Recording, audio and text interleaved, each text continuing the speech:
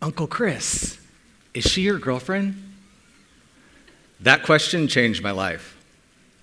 A few years ago, I wasn't able to make it home for Christmas, so when I was in town visiting a few months later, my mom had all my relatives over, including my childhood best friend, Alyssa. We're all in the dining room catching up when my 6-year-old nephew, Aaron, runs up to me and whispers, Uncle Chris, is she your girlfriend? Now, his version of whispering is talking out loud. So everyone heard and we all started laughing. But it was one of those uncomfortable laughs because everyone knew Alyssa wasn't my girlfriend. I remember turning bright red, my palms getting sweaty, and feeling this pit in my stomach. I was surprised by Aaron's question and remember looking around for reassurance in the faces of my family. I was even more surprised by how easily everyone was able to dismiss his question and go back to what they were doing. You know how kids are. Sometimes they have a thought and they'll ask a question, not necessarily consciously wanting an answer. They still learn, though, regardless of what we choose to say or not say. After everyone left my mom's that night, I started to wonder why my nephew Aaron had asked if Alyssa was my girlfriend. I realized, oh, he doesn't know I'm gay. Wait, I've been out his entire life, so why doesn't he know? Oh, his mom, my sister, hasn't talked to him. She must believe something's wrong with being gay. I thought, if my sister's son was in the dark, well, what about the other kids I know? I began asking around, and most of the parents I spoke with didn't feel like their child was old enough to understand. They seemed uncomfortable addressing the conversation, which was interesting to me because I remember knowing I was gay even as a young child. In fact, I was the same age as my nephew Aaron. I was 6 when I first recalled knowing that I was gay. If he's old enough to know what a girlfriend is, he's able to understand why Alyssa wouldn't be mine. Remember when you were a child and your parents tried to keep something from you hidden? Usually you already knew what they were trying to hide. If you didn't know, you'd eventually find out and then believe that whatever it was must be bad because why else wouldn't they want you to know? Most of what we learn isn't from what we think. According to Harvard University's Center on the Developing Child, children are born with the capacity to focus attention and retain information in memory. But their experiences lay a foundation for how well these and other executive function skills develop. In other words, learning is more than thinking. It's from what we feel, sense, and experience in our environments, including what we learn to believe from the things we aren't told. Studies on kids' health run by the Nemours Foundation, one of the largest nonprofit organizations devoted to children's health, show that by age 2 or 3, children start to develop a sense of being male or female, otherwise known as gender identity. By age 3 to 5, most kids have a strong sense of being a boy or a girl. 3 to 5 is also the age that children will learn important sexual attitudes from their parents. Around 6 to 10, kids are interested in things like pregnancy and gender roles. And you'll hear questions like, where do babies come from? Or, is she your girlfriend? This is also the age where their outside world begins to influence their sexual attitudes, what I call messages from the playground. Messages from the playground are the subconscious beliefs we all pick up from our childhood. We all have them. We all play on the same playground is the way I see it. No matter who you are or where you come from, there are certain collective societal messages we subconsciously learn growing up. They formulate our beliefs, and it's our beliefs that control the way we operate our lives. I live right next door to a preschool, and one day last year, I was getting ready to leave my house. I used to have long hair and was going through the man bun phase. Don't judge.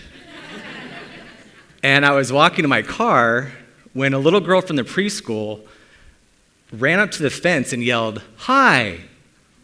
I said, "Hi, how are you?" She said, "My name is Vanessa." I go, "Nice to meet you, Vanessa. My name is Chris."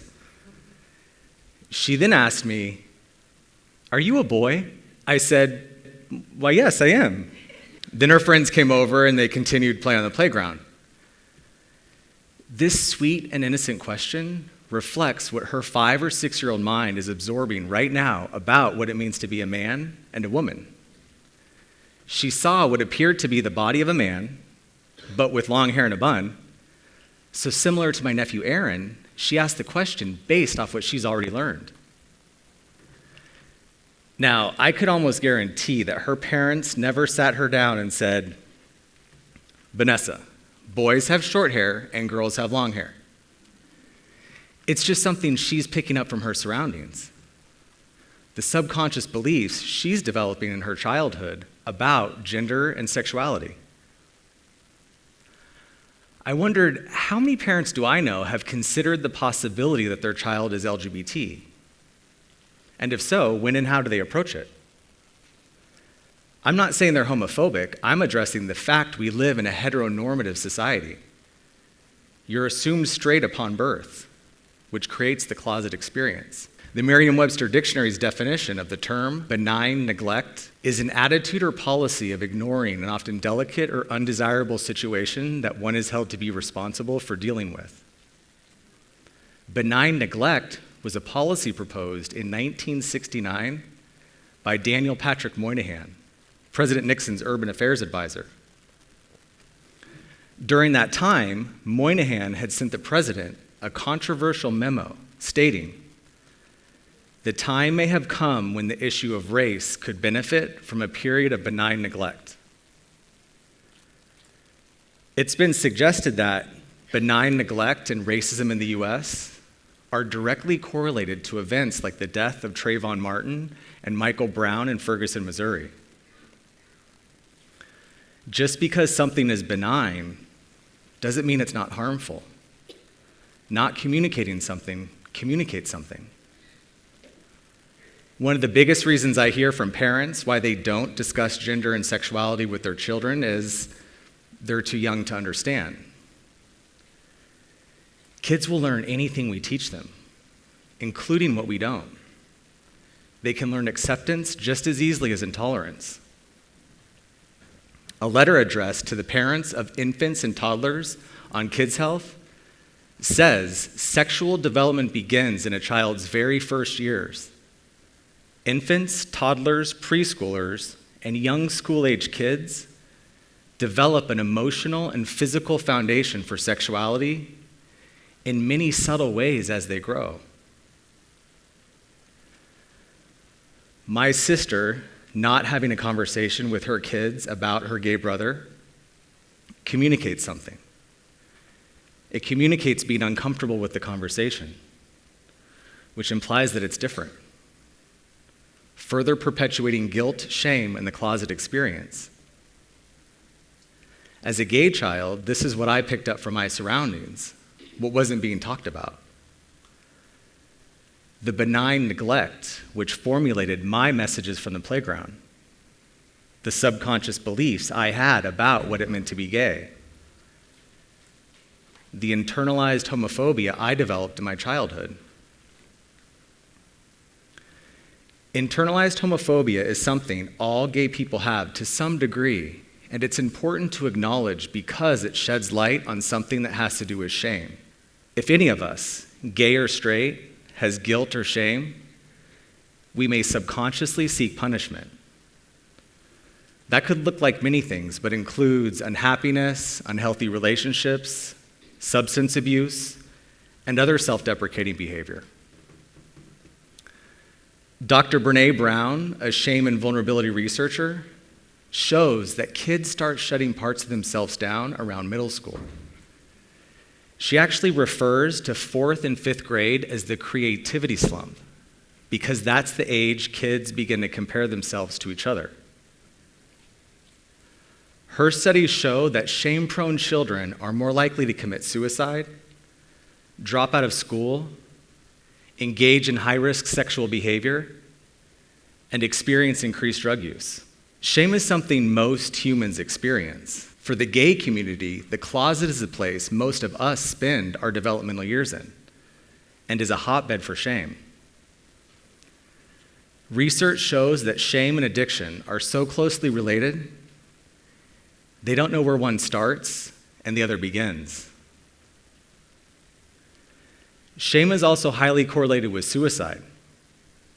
The Trevor Project, a suicide prevention and crisis intervention organization, shows that suicide is the second leading cause of death for people 10 to 24 years old. Lesbian, gay, and bisexual youth are 4 times more likely to attempt suicide than their straight peers. And nearly half of transgender youth have seriously thought about taking their lives. Having open conversations with children at a young age doesn't put them at risk. Instead, it does the opposite. It keeps them from risk. You may or may not have a gay niece or nephew. Your family or friends may or may not have gay children, but they might. At the very least, the children in our lives will jump rope or play tag with one on the playground. The argument is no longer whether or not being LGBT is a choice. The argument is around the choice whether or not to unconditionally support a child. All kids are the future. Regardless of their treatment or our beliefs about them, they are members of society. They make decisions and will make decisions that affect our lives in ways we may never realize.